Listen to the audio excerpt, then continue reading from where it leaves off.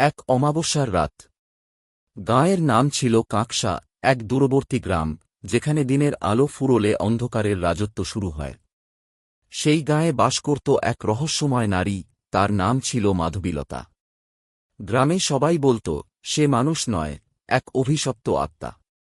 অনেক বছর আগে মাধবীলতার বিয়ে হয়েছিল, কিন্তু তার স্বামী তাকে ঠকিয়ে আরেকজনের সঙ্গে পালিয়ে যায়। দুঃখে অভিমানে সে নিজেকে গাছের ডালে ঝুলিয়ে দেয়। তারপর থেকেই গ্রামে একটার পর একটা অদ্ভুত ঘটনা ঘটতে থাকে।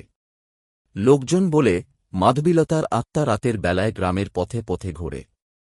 কেউ যদি অমাবস্যার রাতে তার নাম নিয়ে ডাক দেয়, সে তাকে ধরে নিয়ে যায়।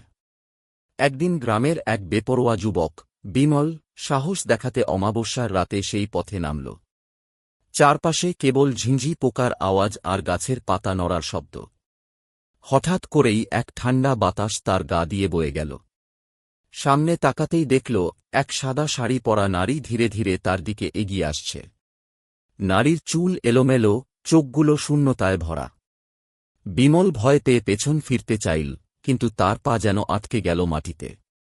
সেই নারী কাছে এসে ফিস করে বলল, তুইও আমায় ফেলে যাবে। বিমল চিৎকার করে ওঠার আগেই নারী তার মুখ চেপে ধরে অদৃশ্য হয়ে গেল।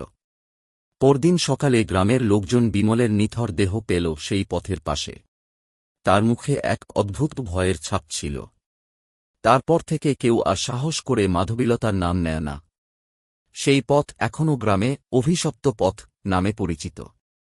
মাধবীলতার আত্মা নাকি এখনও সেই পথ দিয়ে ঘোরে, প্রতিশোধের অপেক্ষায়।